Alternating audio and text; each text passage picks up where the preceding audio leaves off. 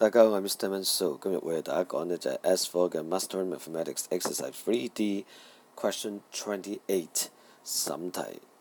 Three sides of a rectangular playground are to be surrounded by a 60-meter fence. The remaining side is a wall. Let M be the width of the playground as shown in the figure. Part A.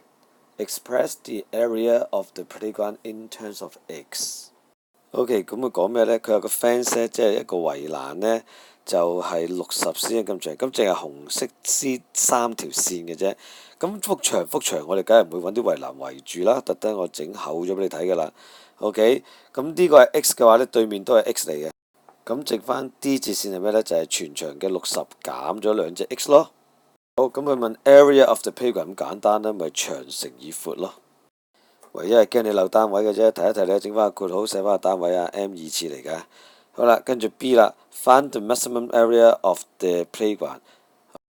呢一個一睇就即係 quadratic function 啦，咁佢嘅 general form 我哋咪扭翻佢做呢一個 vertex form 咯。為咗承受 A 二次減 2AB 加 B 二次，我哋夾硬就抽咗個負2先啦，頭兩項，然之後呢，就夾硬加個15二次同埋減翻15二次啦 ，balance 翻佢呢，即係冇喐過啦。又係啦，我將個負2呢就寫翻4個箭嘴，就提你呢個負2呢係要乘4項嘅。而家我哋將第4項踢出嚟，咁佢都要同個負2乘埋嘅。咁括弧裏邊嗰3項呢，就成就咗 A 減 B 嘅二次。咁我哋呢就出咗嗰個 vertex form 㗎啦，即係呢一個函數 area 呢，就會係等於負2乘以 x 減15二次再加450啊嘛，係咪？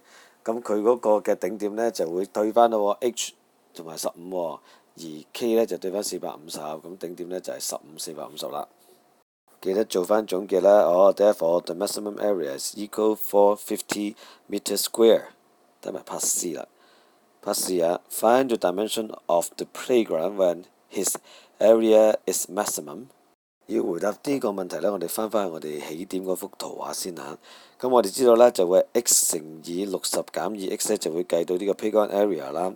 咁我哋亦都知道啦，我哋用個 vertex form 呢，我哋計咗最大嘅面積 maximum area 呢就係450。OK， 咁呢一點點讀呢，就會係當 x 等於15嘅時候 ，area 等於450，咁我咪將 x 擺翻到15咯。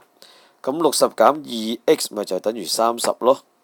寫法就係the required dimension is 50 meter times 30 meters。dimension 就係問佢係幾乘幾嘅，如果講緊長方形嘅話，多謝大家，拜拜。